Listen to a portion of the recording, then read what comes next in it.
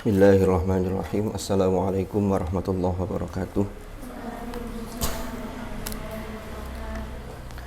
Alhamdulillahi wa kafa wa salamun ala ibadihi alladhina istafa, amma ba'd.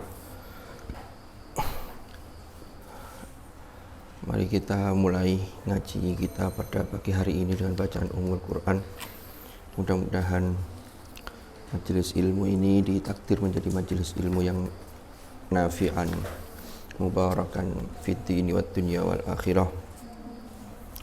Ala hadhihi niyyah wa ala kulli niyatin salihah wa ala ma nawainahu wa ala ma nawahu as-salafus salih. Thumma ila hadratin nabiyil mustafa Muhammadin sallallahu alaihi wasallam wa ila hadrati ikhwanihi minal anbiya wal mursalin was sahabati wat tabi'in wal ulama'il 'amilin wal musannifin wa a'immatil mujtahidin. ونخص خصوصا إلى سلسلة أسانيد القرآن الكريم برواية حفص عن عاصم من مشايخنا في قراءتنا وإلى حضرة مشايخ هذا المعهد وهذه المؤسسة حضرة الشيخ هادي هاشم الأشعري وأزواجه بني خير هاشم كي معصوم عليه ولقمان الحكيم ست المساعدة عمر الفاروق العزيز بني جميلة وخصوصا إلى مؤلف كتاب التبيان في آداب حملة القرآن النووي وأصولهم وفروعهم ونفعنا بهم وبعلومهم في الدارين آمين. الفاتحة. أعوذ بالله من الشيطان الرجيم. بسم الله الرحمن الرحيم. الحمد لله رب العالمين الرحمن الرحيم مالك يوم الدين.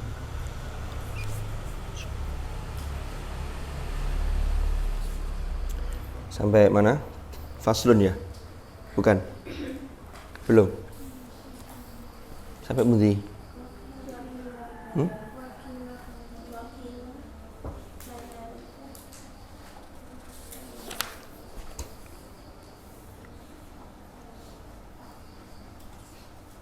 Oh, if'al wakila maknahu itu. Bismillah, wakila kadzalika falyakun itu. Bismillahirrahmanirrahim. Qala al-muallif rahimahullahu ta'ala wa nafa'ana bihi wa bi'ulumihi fid dharain amin. Bismillahirrahmanirrahim. Ini kita membicarakan tentang bahwa setelah selesai membaca surah Al-Fatihah disunnahkan membaca amin.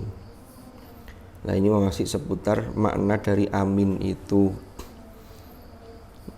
Nah, kesunahannya itu tidak menyambung antara akhir surah Al-Fatihah dengan lafadz amin, tapi ada pemisah. Di sini bahasanya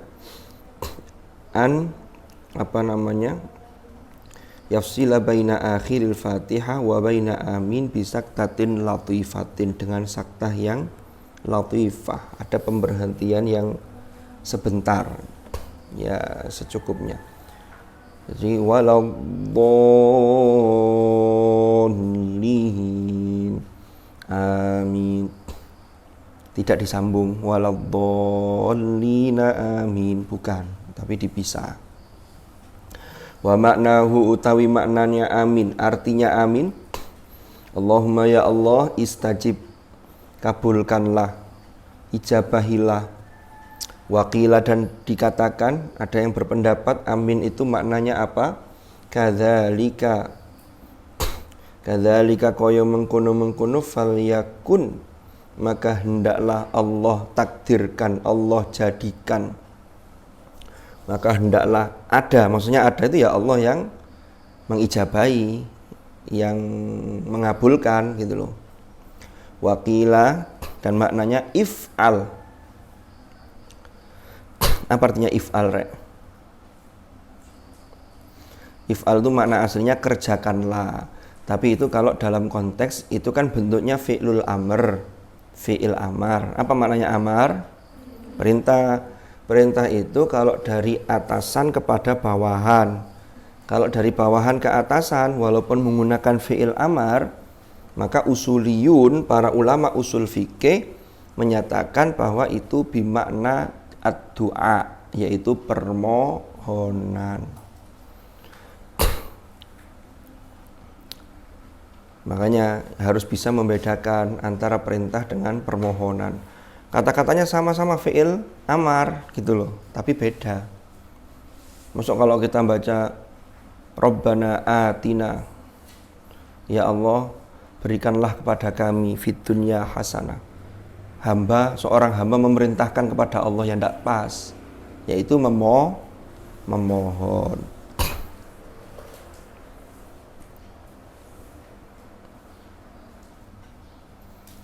Umpama ada murid matur ke gurunya, jadi ada muridnya maju ke gurunya, temannya pesan, bilang ke guru ya, apa contohnya, tuliskan tulisan yang benar tuh apa. Kita bilangnya jangan begini, Ustadz, kata teman saya, sampean disuruh nulis kan tidak pas. Ya walaupun sebenarnya minta tolong, tapi tetap Ustadz panjenengan diminta atau disuwun menuliskan tulisan Arabnya ini yang gimana biar pas, biar benar. Jadi harus pas. Jangan ada orang Jawa biasanya, kadang-kadang sekarang anak Jawa sekarang itu Jawa tapi gak Jawani. Gak Jawani kadang-kadang gak pas membahasakan. Maunya bahasa halus tapi malah gak pas. Ke gurunya juga gak pas kadang. Pak, sampai disuruh teman-teman segera masuk kelas, lu kan gak pas itu. Sampai diperintah gurunya gini,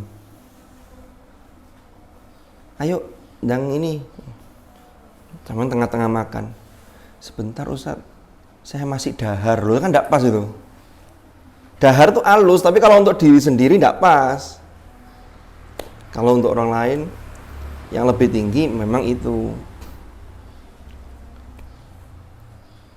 Tolong bangunin itu si yang panggil. Ternyata temannya tidur, bilang ke ustadznya, ngapunten Ustadz, rencang kula tasih sari, lo kan gak pas. Mestinya apa? Iya, levelnya yang bawahnya. Ini bahasa Jawa itu sudah ada tingkatan-tingkatannya. Kalau di bahasa Arab memang terlihatnya tidak ada tingkatan, tetapi harus bisa memposisikan. Belum lagi nanti kalau kita bicara tentang sighat amr itu maknanya banyak. Ada yang untuk justru untuk merendahkan niatnya. Contohnya apa ya? Di surat Ad-Dukhan itu ada ayat Dzuk innaka antal azizul karim. Dzuk itu apa artinya? Rasakan.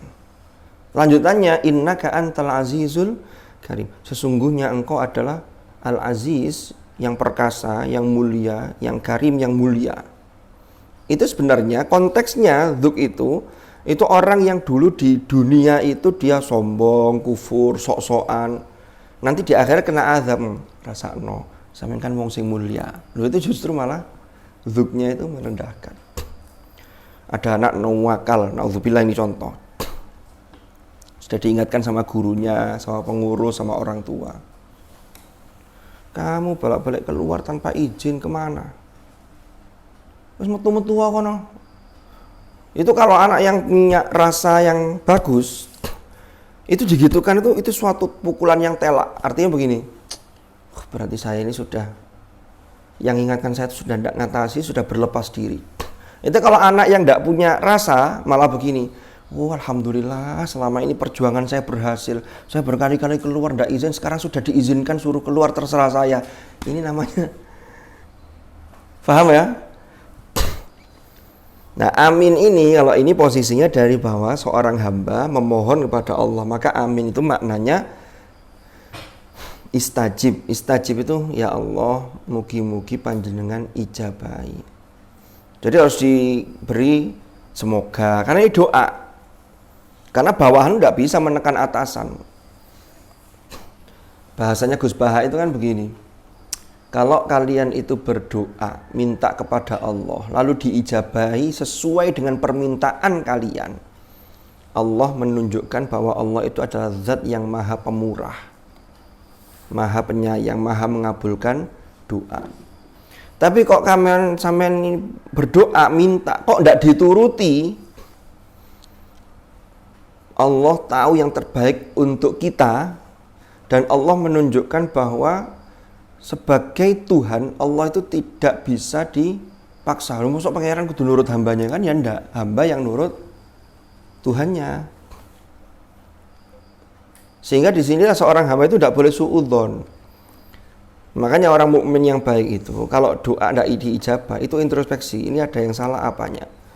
Kok sudah ikhtiarnya sudah total, takorrubnya sudah total, ternyata masih belum, berarti kita yakin Allah sedang mempersiapkan yang terbaik. Bisa ditunda dulu. Orang punya mobil, punya motor itu keren enggak? Untuk kebutuhan ya, bukan masalah keren-kerenan. Tapi kalau ketika pas di pondok begini sama minta mobil itu kira-kira dikabulkan enggak? Walaupun orang tuanya itu kaya banget. Orang tua akan bilang begini, kaya apa nang pondok nggawa motor itu? Biar ndresnya sregep. Apa iya no. Tapi kalau Anda di sini minta saya beli buku, cepet insya Allah. Oh iya, karena memang konteksnya kebutuhannya itu. Kok ada orang tua yang anaknya minta buku tidak dituruti, kalau minta paket data disuplai total, tak apa-apa wes, biar kamu pondok itu bisa internetan total, bisa WA-an, bisa update status, tidak pernah terlambat. Ini ada yang tidak benar berarti gitu loh. Orang tua. Nah kalau Allah tidak mungkin tidak benar, pasti benernya. Dulu ketika saya masih di sini tuh pernah ada anak Sumatera, anak Palembang, sekolahnya di AWH.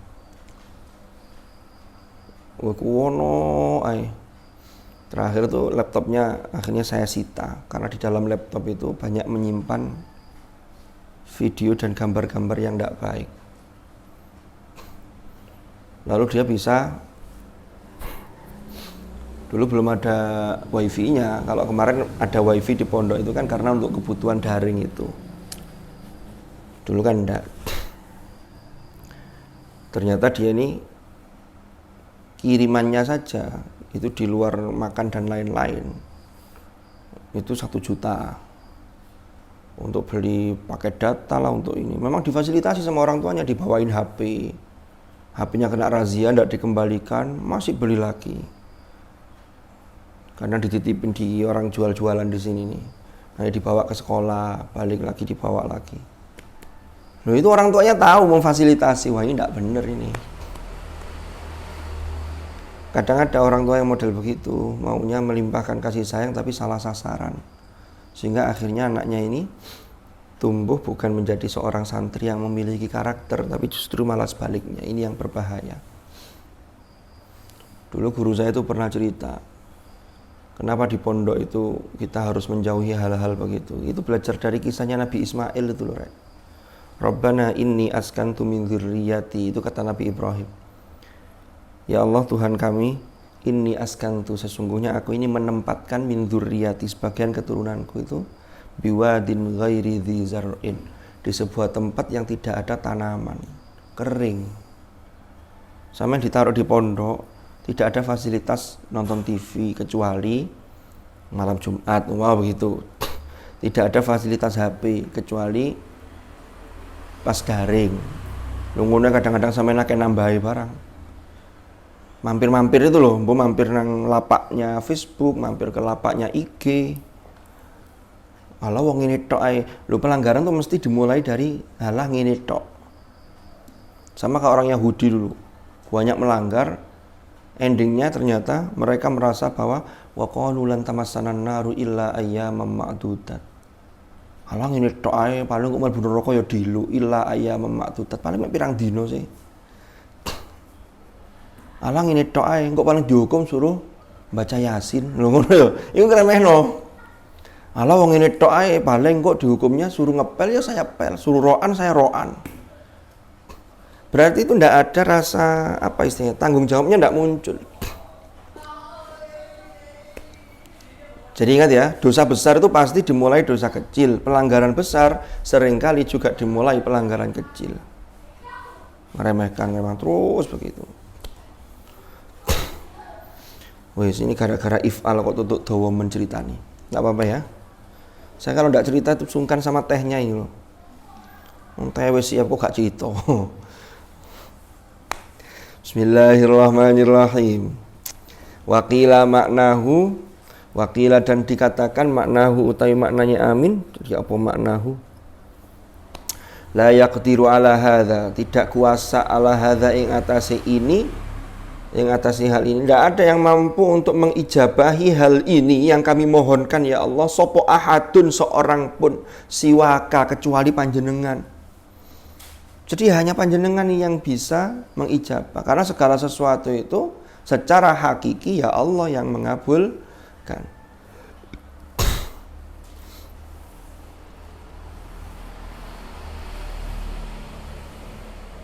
Waqila dan dikatakan maknahu utawi maknanya amin iku la tukhayyib raja'ana.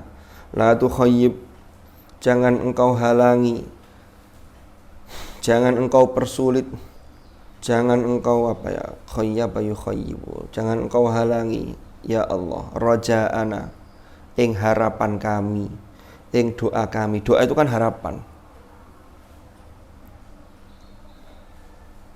Harapan baik. Karena berdoa buruk itu tidak boleh. Harapan itu harus selalu baik dan lebih baik. Waqila maknahu, waqila dan dikatakan maknahu tapi maknanya amin iku Allahumma aminna. Ya Allah, ya Tuhan kami, ya Allah,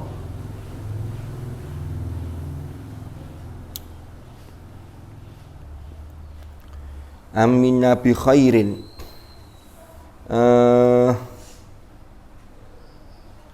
Berikanlah amanah, berikanlah rasa aman, bisa juga begitu. Karena amin, amanah itu satu akar kata nanti. Bi khairin, kelawan yang terbaik, kelawan yang lebih baik.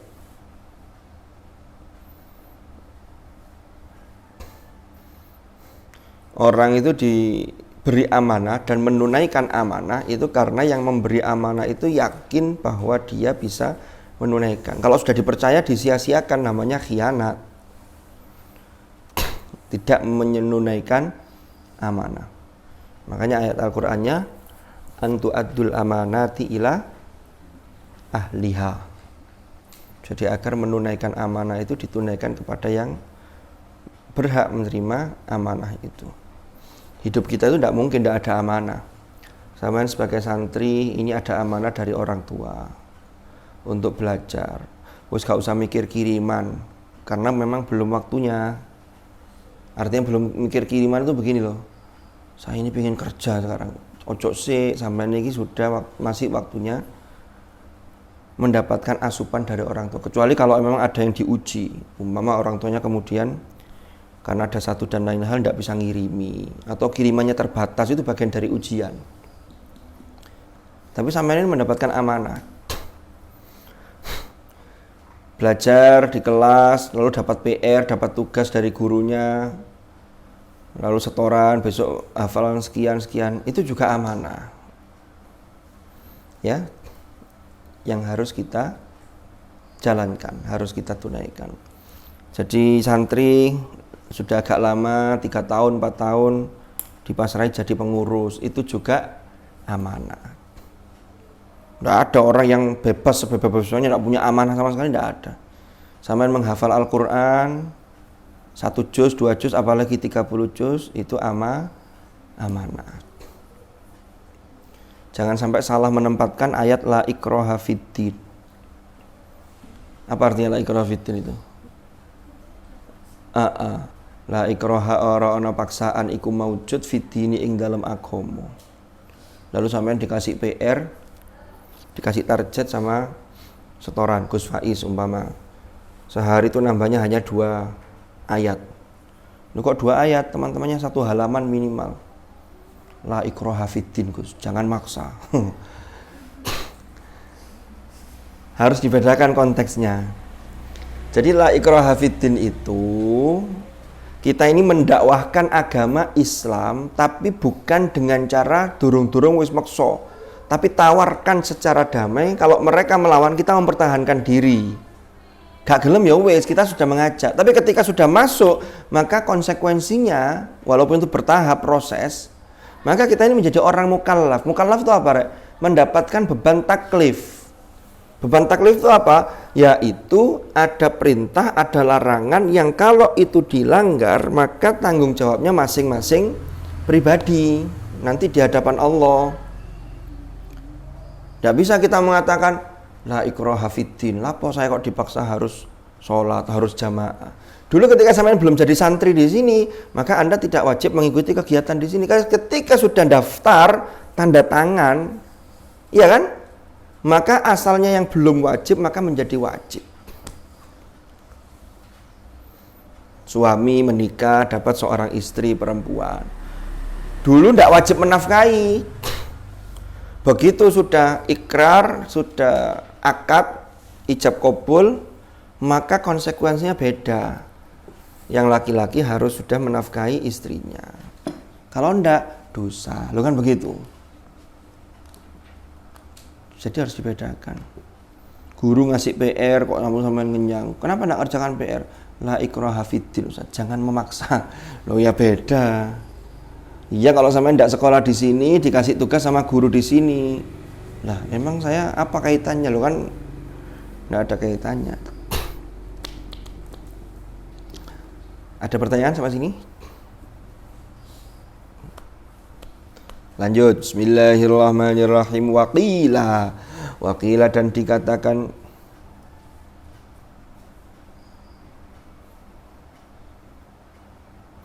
wa huwa tabi'ullahi ala ibadihi. Huwa utawi amin iku tabi'ullah, kekhususan bagi Allah, ala ibadihi terhadap hamba-hambanya. Tabi'ullah, tabi' itu alami, bawaan, kekhususan, bawaan ya. Makanya ada mat. Tapi kalau itu mat tabi'i, itu dari tabi'ah. Tabi' asalnya dari akar kata yang sama, taba'a. Makna aslinya taba'a itu juga termasuk mencetak, matbu' itu dicetak. Tubi'ah dicetak. Biasanya kalau ada buku itu depannya adalah tubi'ah, ini dicetak. Nah dicetak itu ya karena dia sudah berjalan secara alami juga. Lah kalau tabi'ullah itu adalah kekhususan yang dimiliki oleh Allah. Ala ibadihi terhadap hamba-hambanya. Yadfa'u menolak sapa Allah bihi kelawan amin anhum bagi hamba-hambanya al-afati ing kesalahan-kesalahan. Artinya apa? Ya kesalahan-kesalahan itu diampuni. Yang bisa mengampuni kesalahan itu hanya Allah. Kalau manusia itu saling memaafkan antara hak adami, memaafkan antar sesama manusia. Tapi kalau dosa-dosa yang lain, apalagi yang berhubungan dengan Allah, ya Allah yang menghapus dan mengampuni.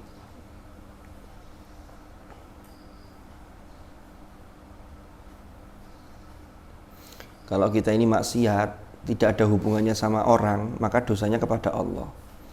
Tapi kalau kita ini iri dengki ke orang, atau mangkel, atau ada masalah, tukaran, dosanya dua. Dosa sesama manusia yang harus saling memaafkan, sama dosa kepada Allah. Kenapa? Karena melanggar perintahnya kita. Kan itu larangan. Perintahnya itu kan wasilul arham, disuruh nyambung silaturahim. Kok malah tukaran? Tukaran itu menyebabkan terputusnya silaturahim. Berarti kita juga melanggar. Makanya biasanya tetap saling minta maaf, lalu ditambahi dengan istighfar. Istighfar saja tidak cukup. Bahkan dua orang yang tidak saling menyapa, itu kalau melebihi 3 hari, waduh bahaya itu. Nanti malaikat yang nyatet, ini Allah tidak mau lihat ini orang ini kok musuhan ya.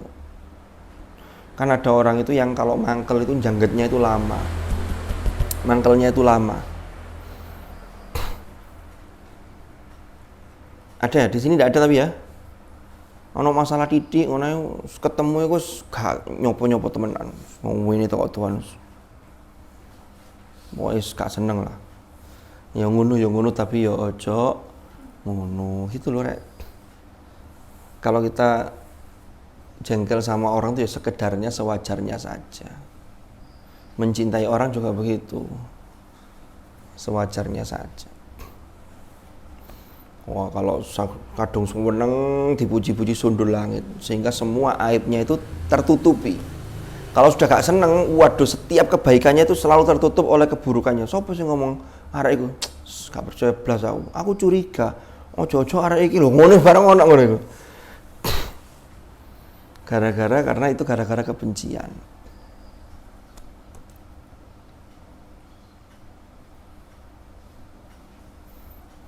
Gus Bak itu kan sering cerita ya, kalau kita itu marahi orang, itu kadang tidak objektif karena kesalahannya, tapi ada faktor lain. Ada faktor lain. Ini umpama loh ya. Di pondok ini ada santri itu keponakan saya, umpama. Lalu satunya itu ada santri yang saya tidak ada hubungan apa-apa, terus pokoknya saya tidak masuk ke hati lah sama sekali. Ke hati itu maksudnya begini, tidak ada tempat, tidak ada posisi. Maksudnya tempat begini loh, jangan salah paham ya. Guru itu ketika ke murid, itu kan kadang bermacam-macam.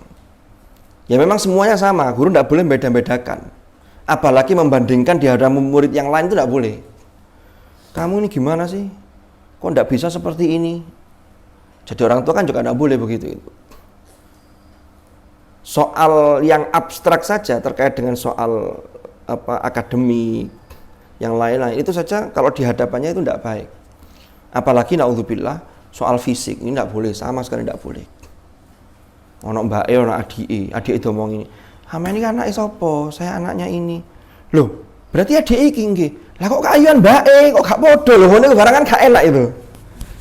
Ada yang pernah jadi korban bullying kayak begini? Oh itu dari kecil sampai besar itu ketemu orang kadang minder. Awalnya lek metu mbake ngono, aku wis mbak sampeyan mbak. Aku kok mesti takoki, lho adik kok gak podo lho, ngono barang kan gak enak itu. Oke, saya lanjutkan. Tutuk endi ku, Mang? Gini. Dua-duanya ini umpama loh ya. Yang keponakan saya sama yang saya tidak kenal tadi itu, ini ndableke podo, pelanggarannya sama. Ndak adilnya saya kadang-kadang aku lek manggil lek nyeneni sijine ponakanku sijine duduk itu kadang-kadang bedo. Nek ponakan saya kadang-kadang rada ya beda lah wong saya iku ponakan saya kan gitu. Saya masih berharap dia bisa jadi baik. Nek gak iki saya gak kenal apa-apa, saya gak ngurus. Itu ndak baik begitu. Sehingga sampai nanti kalau mendidik santri, mau punya santri, ini tetap yang kita tidak senang itu bukan orangnya, tapi perilakunya itu yang kita hindarkan. Tapi tetap itu harus didasari kasih sayang. Ya apa caranya arek iki cek apik. Iku perjuangan itu butuh latihan itu. Robba yurabbi tarbiyah, robba yurabbi tarbiyan tarbiyatan. Itu kan maknanya pendidikan, mendidik. Karena tarbiyah itu isinya macam-macam, ada taklim, proses belajar mengajar itu bagian dari tarbiyah. Proses pembiasaan di pesantren itu bagian dari tarbiyah. Jadi cakupannya lebih luas. Pendidiknya itu biasanya disebut murabbi. Itu kan sebenarnya melaksanakan amanah dari Allah, karena pendidik yang sesungguhnya itu Allah. Disebutkan Rabbil Alamin. Rob itu Tuhan yang mengatur, mendidik semua alam semesta ini. Pertanyaannya kemudian, apa ngatur itu sak karepe sing ngatur? Jawabannya iya, tetapi iyanya itu harus dikontekskan dengan dikaitkan dengan ayat berikutnya. Alhamdulillahi Rabbil Alamin. Lanjutannya apa? Nuh, Ar-Rahmanir Rahim. Berarti mendidik itu harus dilandasi dengan sifat Rahman dan Rahimnya Allah. Bukan ayatnya itu namanya bukan Alhamdulillahi Rabbil Alamin, Al-Qawiyil Aziz, kan enggak. Lanjutannya itu bukan Allah ini mengatur, mendidik semua alam semesta, alam raya ini. Dengan apa? Dengan kekuatan. Dengan Al-Aziz, keperkasaan. Enggak. Tapi Ar-Rahman, Ar-Rahim. Jadi mendidik orang itu jangan karena tidak senang. Kan Al-Asmaul Husna itu ada yang gandeng. Seperti Al-Mu'iz, Al-Mudhil. Ini satu sisi berlawanan. Artinya Al-Mu'iz itu memuliakan orang-orang. Tapi Allah itu juga sekaligus zat yang merendahkan. Kenapa? Karena hamba-hambanya tidak taat di dunia. Itu ya kalau dibuka aibnya itu rendah di dunia, nanti di akhirat soro, rendah. Al-Mudhil. Ayatnya tidak menggunakan, mohon maaf, naudzubillah, alhamdulillahirabbil alamin, al-mudhilli, enggak. Jadi kalau didik itu jangan kemudian menjatuhkan orang, gitu loh, Rek. Orang kalau mendidiknya dengan Rahman dan dengan Rahimnya Allah, itu insya Allah hasilnya bagus. Itulah yang disebut pendidikan yang berangkat dari hati. Lalu muncul ke perbuatan. Itu contohnya itu dipraktekkan. Karena dalam makalah Arab itu dikatakan lisanul hal afsahu min lisanil maqal. Nasihat yang berupa perbuatan itu lebih fasih dibanding hanya ucapan.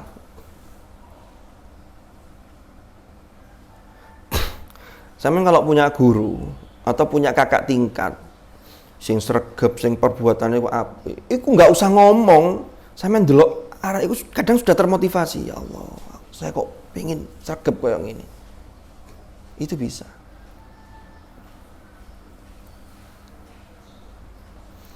Kemarin tuh saya sejak hari Jumat tuh ada acara di Jombang. Sampai tadi malam saya baru nyampe rumah jam 11:30 di Hotel Fatma itu.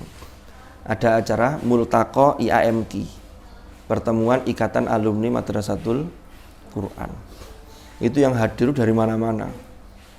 Karena sasarannya itu adalah alumni yang sudah punya santri.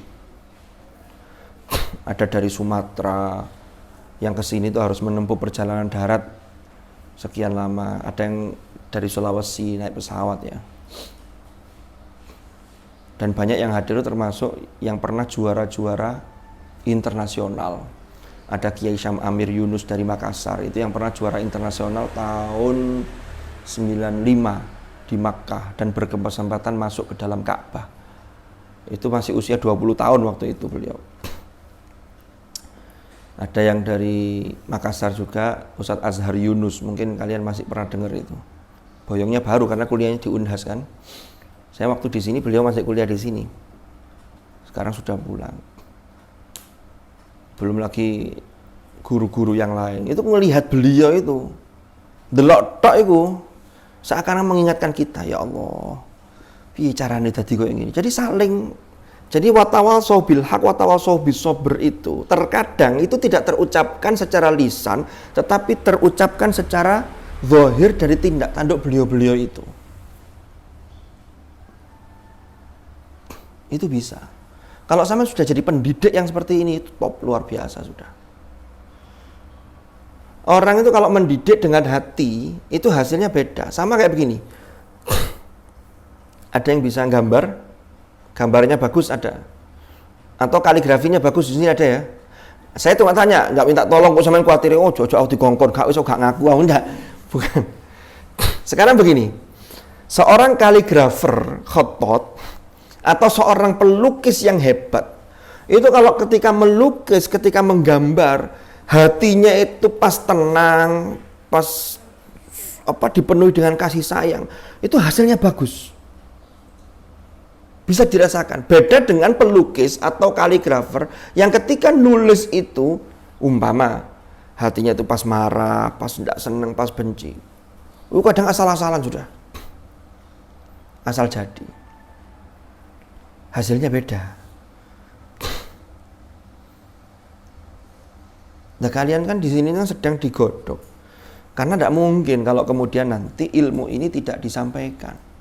Minimal alal aqol itu sama praktekkan. Karena ilmu yang manfaat itu yang harus difahami, itu bukan hanya sekedar diajarkan yang lalu tidak sesuai dengan perilaku, tapi ilmu yang manfaat yang paling penting pertama adalah manfaat untuk diri sendiri. ngerti sing bener sing ndi, sing keliru sing ndi, dijalankan. Itu namanya manfaat. Baru mengajarkan ke orang lain itu terkait dengan zakatul ilm. Zakatnya ilmu itu adalah at-ta'lim, yaitu mengajarkan. Ngajari anak-anaknya, ngajari tangga-tetangganya, TPQ.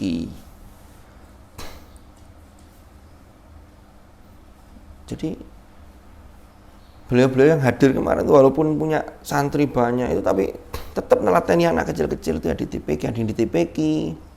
Itu padahal alumni-alumni yang tahun yang lawas-lawas itu ada yang sudah mondok, padahal waktu itu saya belum lahir.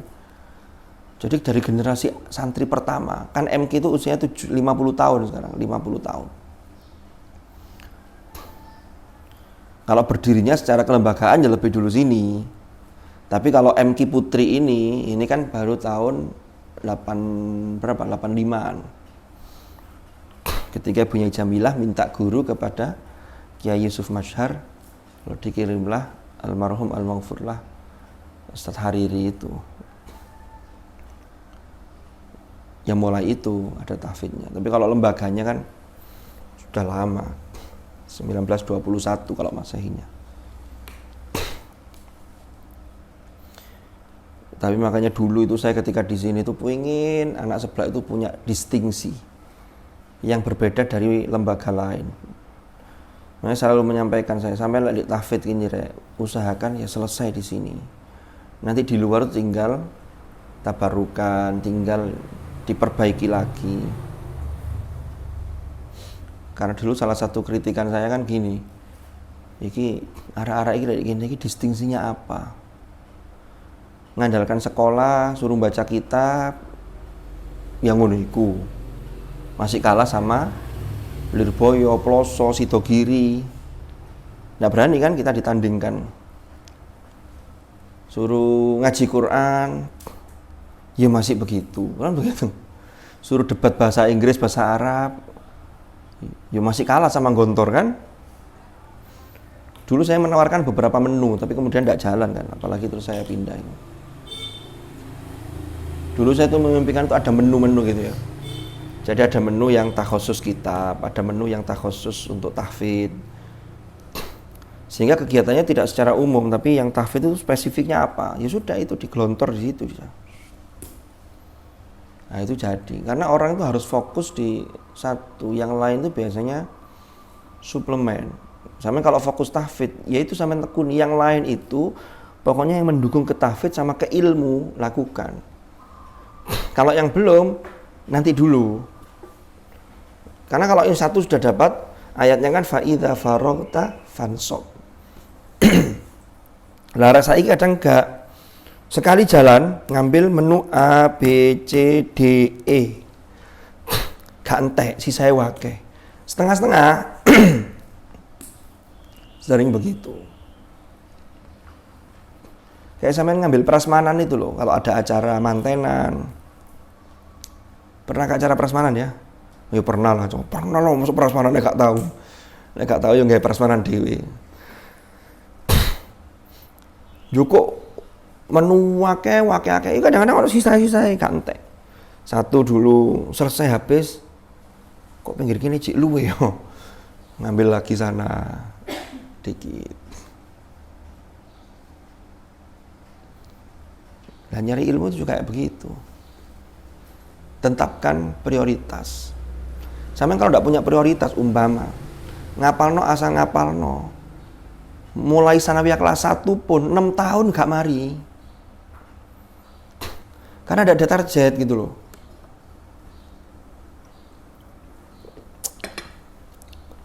Coba sampean hitung. Kalau per hari saya 1 halaman, berarti sekian tahun saya sudah hatam. Gak sampai 3 tahun. Syaratnya istiqomah. Hari ini umpama yang nunggu setoran berhalangan. Kita punya celengan tambahan 1 halaman. Nanti nambah gini, santai aja duwe iki. Nah ini yang bikin akhirnya mundur. Itu kalau dihitung setahun berapa kali umpama, sama mundurnya begitu. Tapi kalau sama istiqomah, saya hari ini ziyadah ini sudah saya dapatkan karena hari ini saya tidak setorkan ini, maka ziyadah saya harus nambah. Kenapa? Karena target saya besok harus halaman berikutnya. maka tambahannya double. Tapi double pun ketika disetorkan gak berebet bulet. Nek ngejare akeh tok berebet, sing seakan sing sumpek sing nyemak iku lho. Kan begitu. Apalagi setornya berapa di sini? 2 orang. Oh, satu-satu, malah enak kalau satu-satu. Saya kalau nunggu setoran di sana itu 2 orang. 2 kan buletnya bareng. Rodok ngileno kene sing kene keliru, ngileno kene bulet pisan. Saya mandek kok. Pernah itu saya ndek karo nih. Sik ta lah. Sampeyan memang janjian ta bulet ngene, Bang. Takoke ngono, kok padha bareng. Padahal materinya beda tapi buletnya bisa bareng. Jangan-jangan sudah janjian tadi sebelum maju.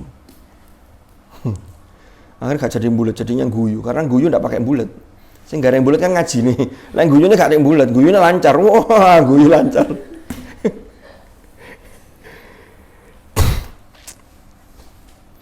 Ya wis lah. Semoga sampean sregep kabeh. Ya. Ini diamini perlu, karena amin itu maknanya tadi itu istajib ya Allah. Kadzalika falyakun. Tapi tetap harus ada usaha kita ngono lho.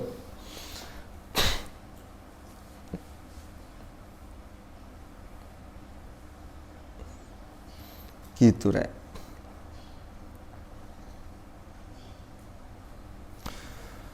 Bismillahirrahmanirrahim. Wa qila huwa tabi'ullahi ala ibadihi yadfa'u bihim anhumul afat. Wa qila dan dikatakan hiya darajatun fil jannah. Jadi amin itu ada yang mengatakan juga darajah, yaitu sebuah derajat fil jannah ing dalam surga. Yastahiku yang berhak memperoleh ha ing darajah fil jannah. Darajah itu roknya tanpa tasdid, berarti dibaca takhfif. Jangan ditasdid lalu dikasih alif. Darajah beda. Mana darajah apa kalau darajah? Sepeda ontel. Yarfa'illahu alladhina amanu minkum walladhina utul ilma darajat. Wah, beda, naudzubillah. Allah mengangkat sepeda-sepeda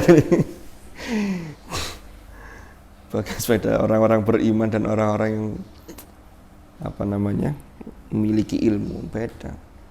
Kalau darajat jamak dari darajah atau darjah darajah. Yastahiku yang berhak ing darajah sapa qailuha orang yang mengucapkannya. Jadi mengucapkan itu maka berhak mendapatkan derajat apa yang dia ucapkan itu nanti kelak ketika di surga Allah. Waqila dan dikatakan hiya ismun min asma'illahi ta'ala. Ada juga yang berpendapat bahwa amin itu adalah salah satu nama min asma'illah dari nama-nama Allah. Tapi untuk pendapat yang terakhir ini wa ankara al-muhaqqiqun wal jamahiru hadza. Wa ankara dan tidak sepakat atau mengingkari sapa al-muhaqqiqun, para ulama-ulama muhaqqiqun yang ilmunya memang betul-betul diakui kapasitasnya, wal jamahir dan orang-orang yang memiliki kredibilitas termasuk kapasitas keilmuannya. Itu tidak ada yang menyepakati bahwa amin itu adalah termasuk asma Allah. Wakila dan dikatakan huwa ismun ibroniyun, dikatakan bahwa ia adalah isim yang berbahasa Ibrani, ghairu mu'arrabin, yang bukan mu'arrab. Jadi bahasa Ibrani murni yang belum dimu'arrabkan, belum diarabisasikan.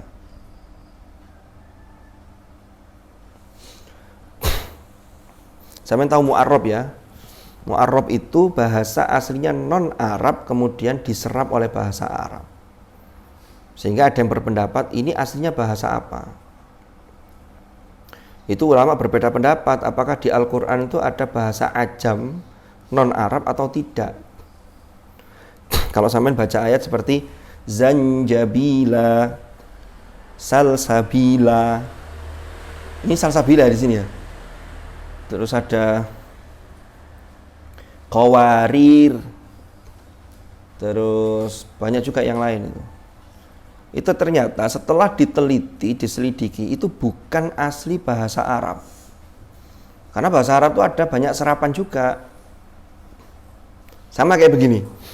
Di Indonesia itu ada namanya Dewan Perwakilan Rakyat. Singkatannya apa? DPR, Majelis Permusyawaratan Rakyat. Itu bahasa apa majelis itu? Kalau dilihat dari asalnya itu bahasa Arab, karena Indonesia tidak punya kosakata itu. Jadi saling meminjam bahasa itu biasa. Ini dalam kajian ilmu bahasa ada namanya Sira'ul Lughat. Facebook itu munculnya di mana? Di Amerika. Siapa yang punya itu? Nah, Mark terus wangel lah woy. Aku ngerti buku. Nah, diserap di bahasa Indonesia. Bisa nggak diterjemah itu? Face itu artinya wajah, book itu buku. Aku mau buka wajah buku atau buku wajah. Oh, buku wajah gak paham.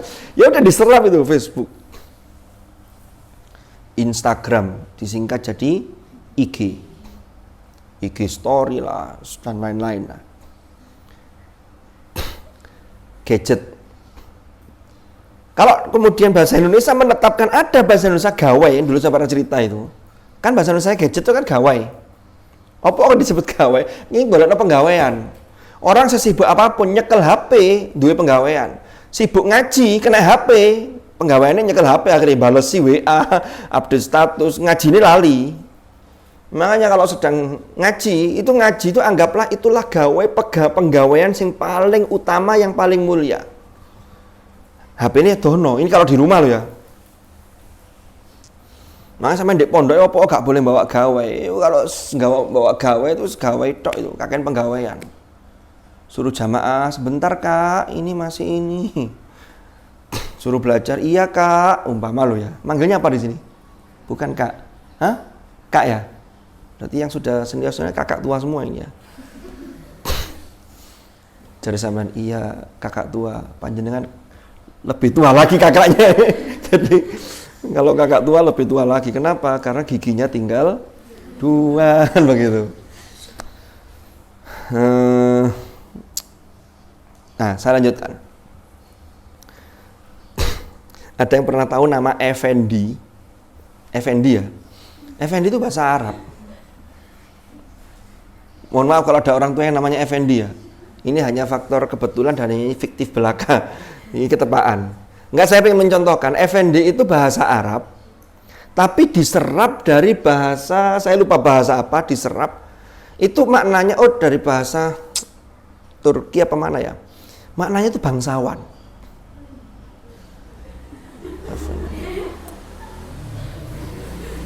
Namanya siapa Effendi? Ini ada yang namanya Effendi tadi sini. Hah? Bapaknya? Oh, betul. Lah saya ingin ini rek. Di Quran itu tadi kosakata yang saya sebutkan tadi, itu memang asalnya bukan bahasa Arab. Tapi ketika sudah diserap, maka dinamakan menjadi bahasa Indonesia apa bukan? Bahasa Arab apa bukan? Bahasa Arab, namanya mu'arrab.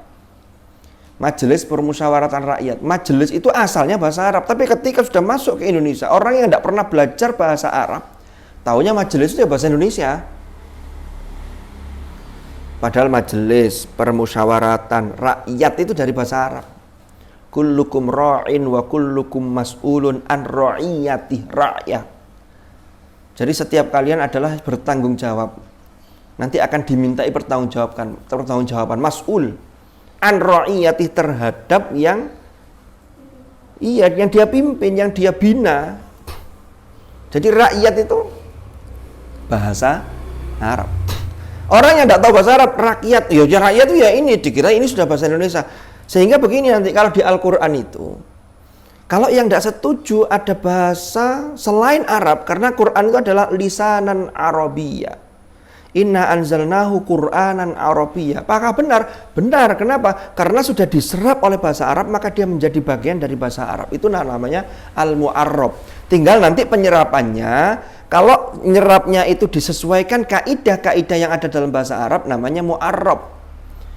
Kalau masih masih sekian persen itu lebih banyak seperti aslinya, namanya ad-dakhil. Oh, itu nanti ada ilmunya sendiri itu. Jadi ilmu Allah itu luas, jangan khawatir. Kalau ada orang yang mengatakan ada di Al-Quran itu kosakata yang bukan bahasa Arab. Kenapa? Karena sudut pandangnya adalah dilihat dari asal kata itu dari mana. Sama kayak tadi DPR tadi. Kan Quran itu turun menggunakan bahasa Arab persatuan. Lah bahasa Arab persatuan itu diakomodir dari bahasa-bahasa yang ada di suku-suku Arab. Lah orang-orang di suku-suku Arab itu sudah berinteraksi dengan orang di luar Arab. Ketika melakukan perjalanan dagang orang Quraisy sampai ke daerah Syam. Kan begitu. Ya mesti ada interaksi karena bahasa itu saling memengaruhi. Sampai yang orang Jakarta lama di Jawa, itu lah orang Jawa-Jawa ridik. Tapi Jakartanya tetap tidak hilang. Jawa yang ke Jakarta, kadang-kadang bahasanya sok Jakarta. Tapi begitu ketok lek muni B sama D. Iya, bukan loh. Ini Jawa itu Jakarta asli ini. Bukan. Ini medok begitu jadinya. Jakarta ke Jawa Timur. D-nya masih da. Bukan D, bukan beda kan begitu. Sampai ngaji-ngajinya da. Begitu. Tapi tetap ada pengaruh gitu loh. Belum nanti dari sisi kosakata, itu dari aksennya saja, dari gaya berbahasanya. Nanti dari kosakatanya juga ada pengaruh itu. Orang luar Jawa ngomong Jawa, itu gak oleh apa ya bahasanya?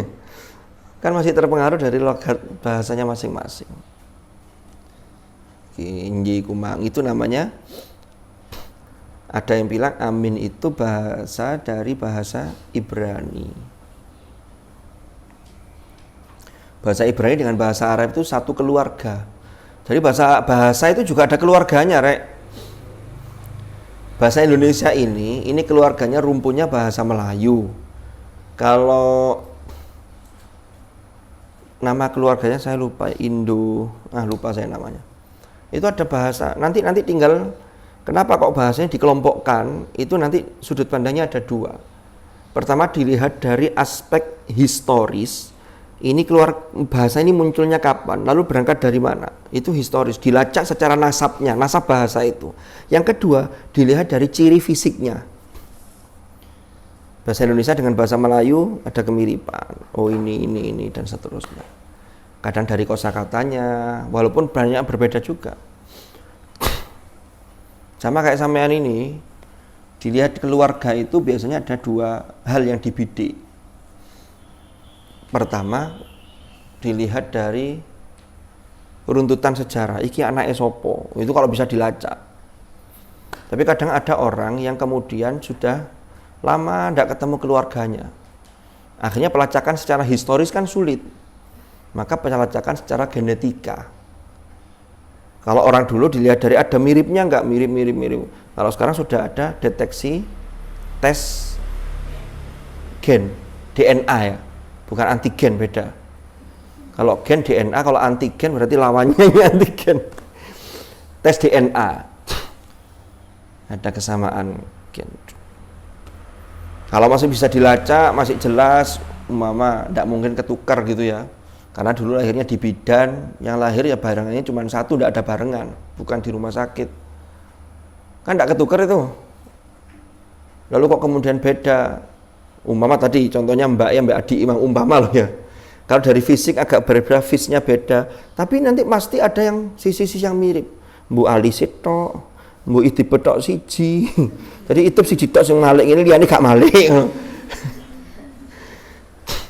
Kalau tidak bisa dari ciri fisik, kecenderungan, sikap. Walaupun pabriknya sama, umpama orang tuanya sama, tapi sifat berbeda bisa. Apalagi biasanya saudaranya 3, itu yang tengah biasanya beda. Kalau saudaranya 4, biasanya anak ketiga ada kecenderungan yang berbeda dibanding yang lain. Lho ngono kok ilmu nih, Rek. Tapi tugas orang tua itu yang paling penting itu bisa mendidik anak-anaknya sehingga semuanya itu nanti bisa berdiri secara mandiri ketika orang tua sudah tidak lagi bisa menemani. Karena orang tua itu tidak seterusnya bisa menemani kita. Nanti kalian akan hidup dengan dunianya masing-masing. Selama ini kadang ada persepsi sukses itu yang keliru. Dulu ketika saya zaman sekolah itu pernah ada pertanyaan begini. Dulu zaman saya sekolah itu kan teknologi itu betul-betul dianggap hebat. Ketika Menristeknya itu zaman Pak Harto presidennya, itu Menteri Riset dan Teknologi itu B.J. Habibie. Tahun 1995 itu bikin pesawat N250 yang dijuluki Gatot Kaca itu. Sampean tahu sejarahnya ya? Pak Habibie itu kan orang IQ-nya itu kan di atas rata-rata. Beliau sampai wafat itu tidak kurang hak paten beliau. Hak patennya itu 70 lebih.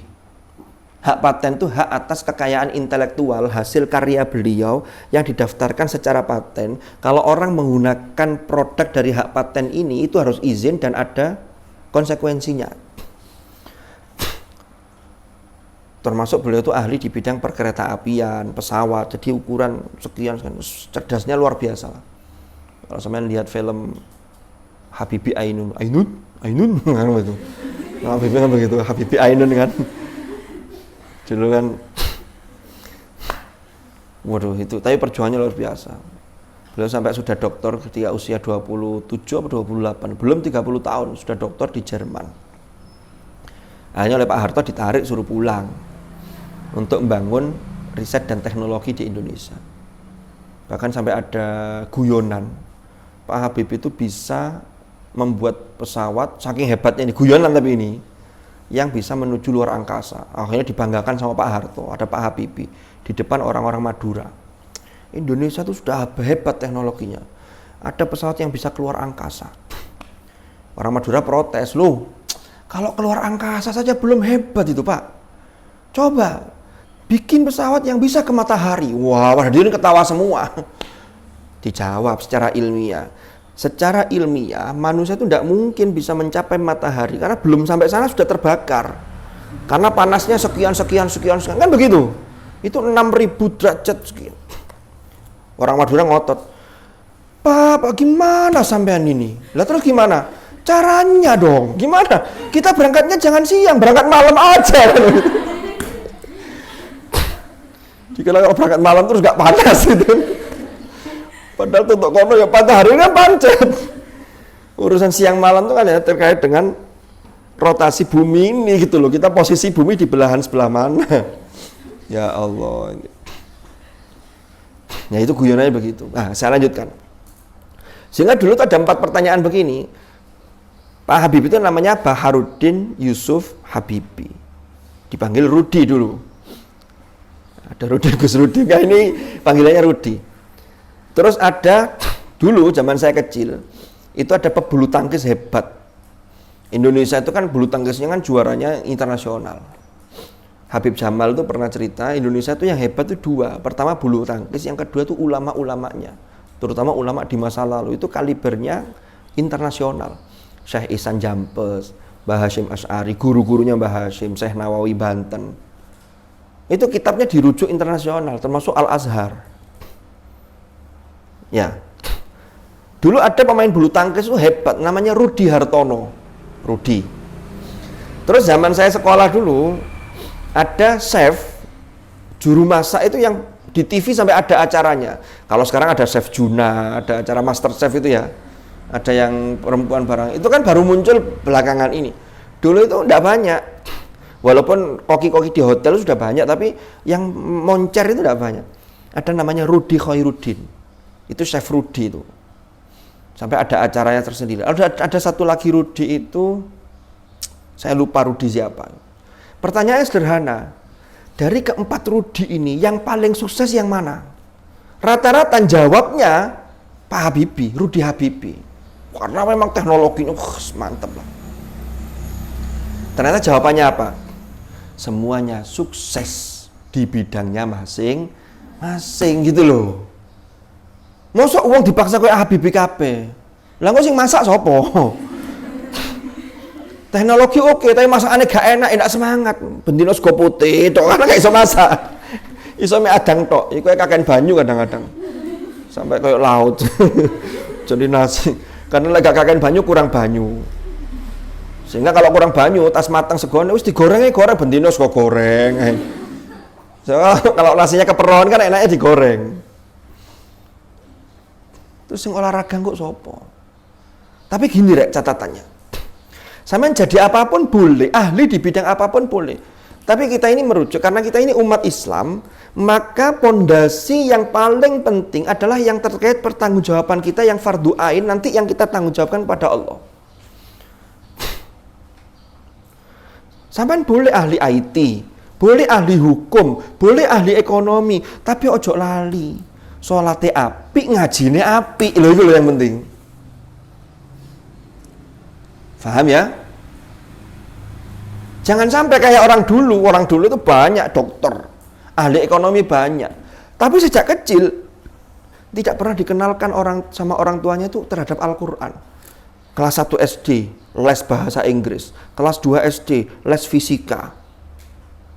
TPQ ini lali. Lalu ada pergeseran, muncul banyak metode TPQ. Wake arek saiki semangat TPQ. Termasuk semangat menghafal. SD harus hafal sekian. Ada kadang-kadang itu. Begitu masuk sanawiyah, karena di SD ini sudah dipaksa, sanawiyah rada males. Kenapa? Wis bosen. Repot kalau begini nih. Kalau saya loh ya, menurut saya itu bagus. Tapi tetap sesuaikan dengan konteks pendidikan anak. Anak itu harus dididik dengan cara permainan secara edukatif, ada nilai-nilai edukasi yang masuk. Itu akan menancap lebih kuat. Jangan diajak sepaneng dulu. Saya punya teman saya itu punya teman, temannya lagi punya teman. Ya mesti ae. Mosok wong dunya gak duwe kanca kan duwe kanca. Wong mlebu swarga pengin nggawa kanca kan. Buktinya ada amar ma'ruf nahi mungkar itu kan mlebu swarga dhewean gak penak. Gak iso cerita ini. Nah, kalau swarga kita bareng guyon-guyon maneh. Teh wis siap ini kan enak ini. Esuk-esuk ngaji. Semoga-moga ini sebuah miniatur simbol nanti kalau kita dikumpulkan di surganya. Tutuk ndi iku, Mang? Apa iku mare? Hah? Konco. Singkat cerita, temannya teman saya ini, sama nusuk takok, temannya teman saya itu sopo? Ya bisa temannya teman saya beneran, bisa kembali ke saya. Tapi ini bukan saya, ini temannya teman saya yang beneran. Cerita, anaknya itu sejak TK itu dipaksa. Sekarang itu kan banyak, tahfidz itu kan menjadi sebuah pasar yang banyak diminati. SD sini apa keunggulannya? SD plus tahfiz. Oh, banyak ya di kota-kota ya. Jadi ada kurikulumnya, anak lulus ini hatam, itu juga ada. Apakah itu tidak bagus? Itu bagus, tapi kadang-kadang kalau dipaksakan secara total, kok arek kelas piro kuwatir bosen. Nek wis bosen itu dia sampai pada tingkat kejenuhan, itu yang bahaya. Kan otak kita itu tidak bisa diberi porsi yang lebih.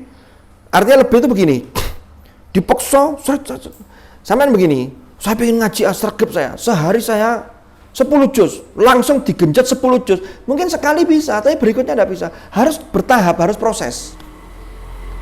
Kalau sehari sudah biasa 1 juz, naikkan jadi 2 juz, itu bisa.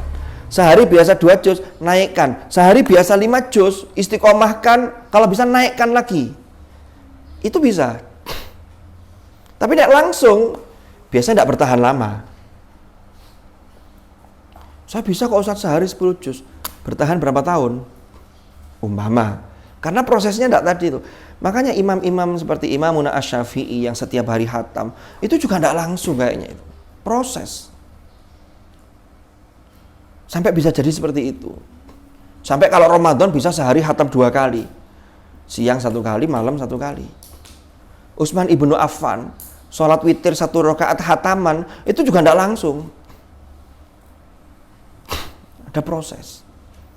Nah, prosesnya jelas iya. Kenapa? Karena zamannya Utsman kan juga ketika masih ada Nabi kan Al-Quran turunnya juga belum sempurna, masih proses. Tapi karena ada ketekunan istiqomah itu. Nah ini teman saya itu akhirnya anaknya baru kelas berapa itu sudah tidak mau ngaji. Disuruh ngaji itu wangil. Akhirnya teman saya curhat ke teman saya. Ini paling kesalahan saya dulu, saya paksa sejak anak ini masih TK. Jadi tidak secara alami digiring dengan pendidikan yang dia tertarik. Jadi modelnya dipaksa sehingga anak ini ada kejenuhan. Ini yang bahaya.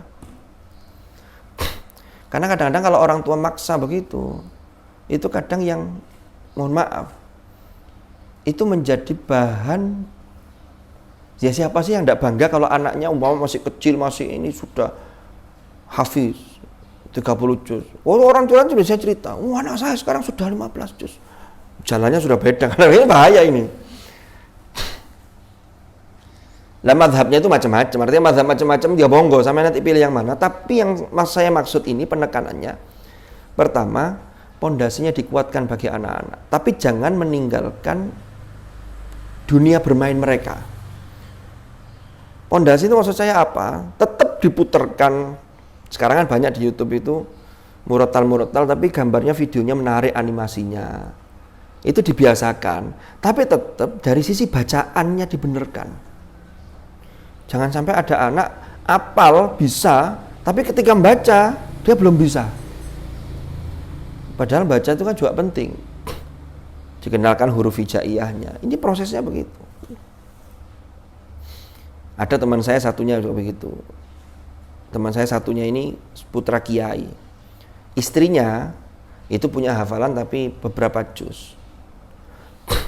Si suaminya ini yang teman saya sering cerita ke saya, ibunya ini ketika melihat seperti ya kita bersyukur lah di Indonesia ada seperti di televisi ada Hafiz Indonesia itu bisa memotivasi orang tua. Cuman kadang kesalahannya itu banyak orang tua yang menginginkan anaknya begitu tapi tidak memotivasi dirinya sebagai orang tua untuk bisa sregep juga. Ini yang jadi masalah. Seharusnya kan motivasi itu dimulai dari orang tua. Di oma dibiasakan ngaji, anaknya melihat orang tuanya deres ngaji. Akhirnya anak terbentuk lingkungannya. Itu yang penting. Tidak hanya dititipkan di TPQ enggak, tapi di rumah ini karena anak lebih banyak di rumah ini. Lah, si istrinya ini seringkali itu nuntut ke suaminya begini. Itu loh, anake wong-wong kok iso koyo ngono. Ya apa anake awake dhewe wong bapake Qur'ane lancar. Kata teman saya ketika istrinya begitu, dia santai aja. Searah itu alami, yang penting ya kita tetap ngajarkan lingkungan ngaji. Ya punya santri dia di rumah. Engko lak kegode, engko hasilnya podo. Karena kenapa kok suaminya ngomong begitu? Karena suaminya ini paham, dia ndak ingin terjebak pada situasi yang ketika anaknya mengorbit tadi itu ya. Jadi, lalu ternyata yang muncul sifat takaburnya itu orang tuanya ini yang bahaya. Paham ya? Nah ini PR kita semua. Terus sekarang banyak di luar-luar itu tahfidznya saja yang bahkan ada di termasuk sekolah-sekolah unggulan. Ada di Malang daerah Batu itu saya tidak sebutkan nama. Kurikulumnya tuh bagus. Tahfidz sekian juz. Tapi nambah tok gak murojaah. Nambah karo murojaah itu, nambah awal ya, bukan kalau sudah pernah sampean hafal satu halaman, sampean ulangi lagi, itu namanya murojaah. Walaupun ada murojaah itu yang rasa nambah. Kayak murojaah rasa nambah, itu beratnya itu 2 kali lipat bahkan lebih. Kenapa? Karena ada malesnya kadang-kadang itu. Ada orang tuh yang ngejar khatam. Lalu ketika ditanya, gimana sudah selesai? Alhamdulillah, sudah. Sik lagi murojaah ini. Berapa juz yang sudah jalan, berapa juz yang nyeret, berapa juz yang masih butuh disentuh, berapa juz yang bisa dibaca untuk jalan-jalan. Harus dipetakan. Paham ya? Ada lembaga besar yang mengusung tema tahfidz, tiba-tiba ternyata ziyadah tok. Murojaah kapan? Murojaah dewe-dewe. Padahal murojaah dewe ku ya abot. Apalagi hafalan baru yang belum tersentuh itu kan murojaah dewe kan abot itu. Begitu lulus statusnya dia targetnya sudah dapat 20 juz, 25 juz. Baca juz 1 saja itu kelagepen. Haru-haruan. Loh gitu tuh kan beban. Karena begini, Rek. Siapapun orangnya, kalau hatinya itu masih bersih. Artinya bersih itu begini. Dapat amanah berapa juz pun, apalagi 30.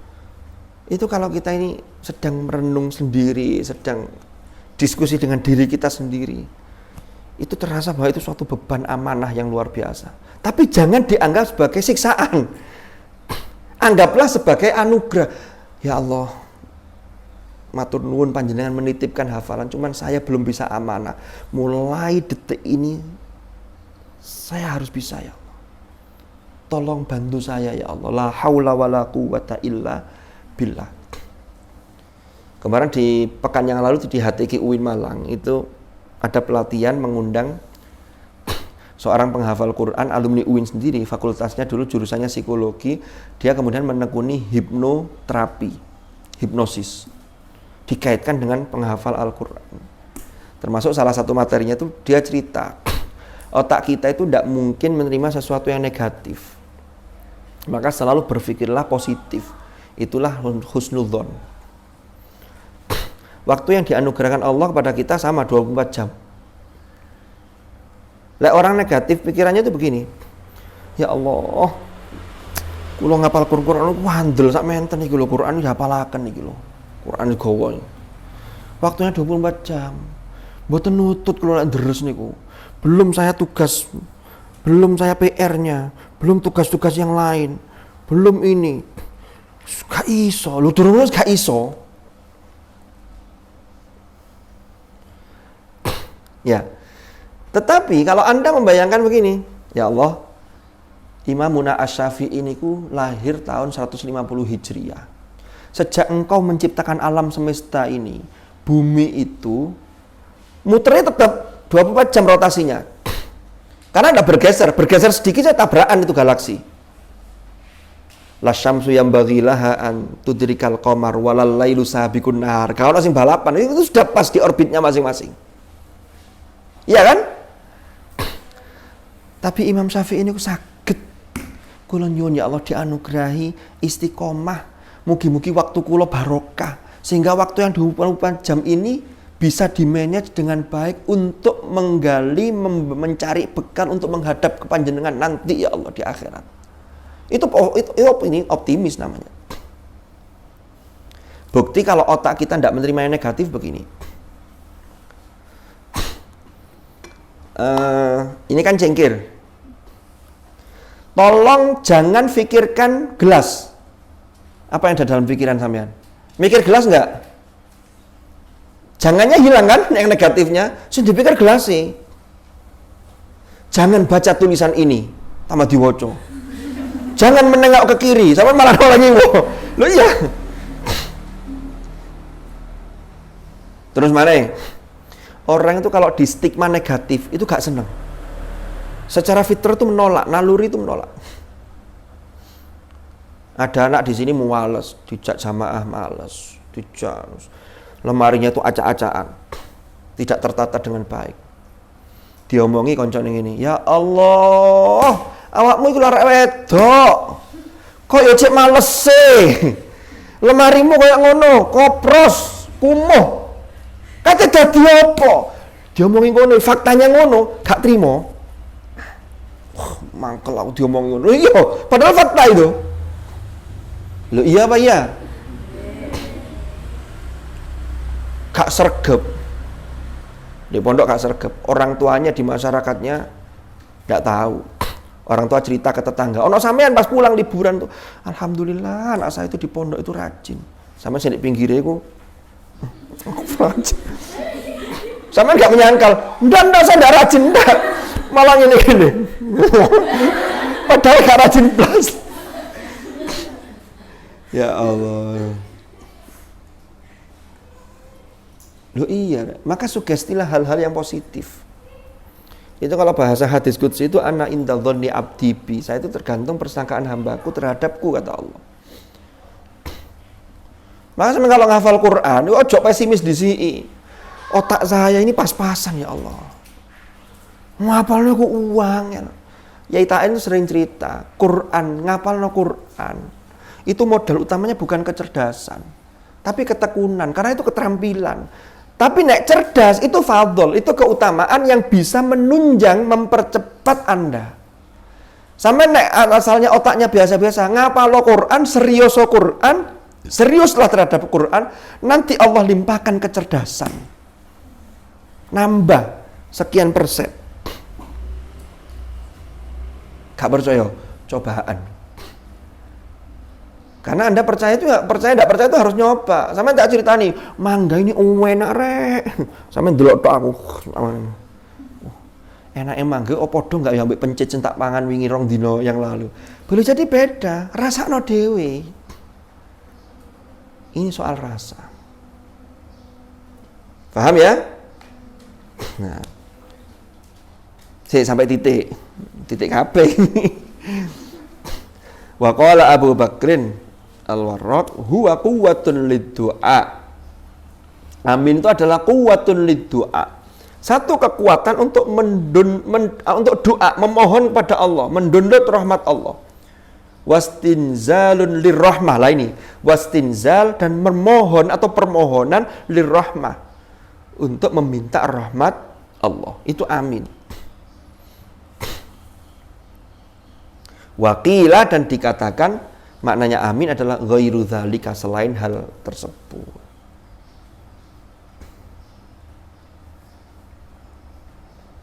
Makanya amin cok kayak guyon. Siratal ladzina an'amta 'alaihim ghairil maghdubi 'alaihim waladdallin. Amin. Jangan, serius ini doa. Makanya dalam bahasa Arab disebut dia isim fi'il, bentuknya isim tapi punya makna fi'il, liddu'a tadi itu. Paham ya? Nah nanti lafaz amin ada beberapa teks, beberapa sigot. Itu nanti di bahasan kita pada episode yang akan datang insya Allah. Yang penting ketika baca amin ojo digawe dulinan. Kecuali kalau tidak tahu. Saya tuh pernah ngimami Jumatan ketika musim haji bulan Dzulhijjah. Khutbah itu biasanya disesuaikan dengan tema. Ayat yang saya baca Al-Hajju Ashhurum Ma'lumat. Fa idza qadaitum manasikakum fadhkurullaha kadzikrikum aba'akum. Ayat sebelum fa idza qadaitum apa ayatnya? Tengah-tengah itu loh. Laminadhdallin kan ada itu ya. Juz loro tengah itu loh. Saya tak urute sik bulet iki.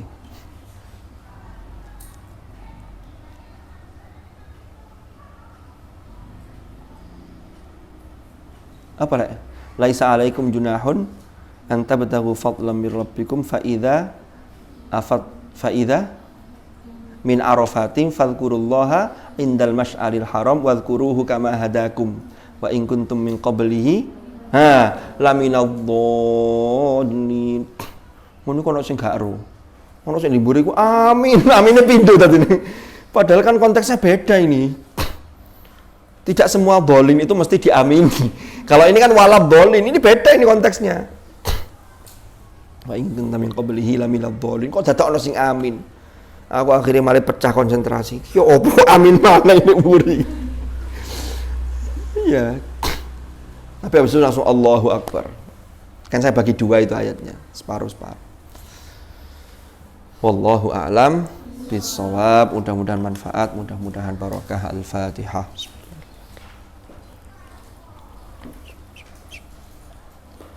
Bismillahirrahmanirrahim. Alhamdulillahirabbil alamin.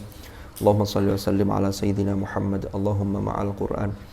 Allahumma ma'al Qur'an. Allahumma ma'al Qur'an. Ij'alna wa auladana wa dhurriyyatina wa ahlana wa ashabana min ahlil Qur'an alladzina hum ahluka wa khassatuk waj'alna wa iyyahum min ahlil ilmi wa ahlil khair wa min alladzina istafaita min ibadika alladzina warithu kitabak wa sabaqu bil khairati bi idnika bi rahmatika ya arhamar rahimin. Allahumma inna nastaudi'uka ma qara'na wa ma hafidna wa ma 'allamtana fardudhu ilaina inda hajatina ilaih برحمتك يا أرحم الراحمين وصلى الله على سيدنا محمد والحمد لله رب العالمين. الفاتحة.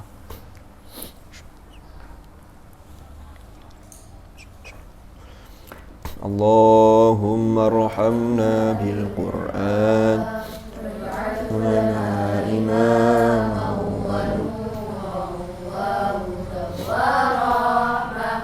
اللهم ذكرنا منه ما نسينا وعلمنا منه ما جهلنا وارزقنا تلاوته آناء الليل وأطراف النهار واجعله لنا حجة يا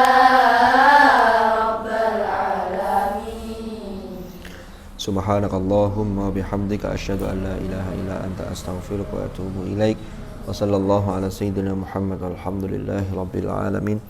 هدانا الله وإياكم أجمعين. العفو منكم. السلام عليكم ورحمة الله وبركاته.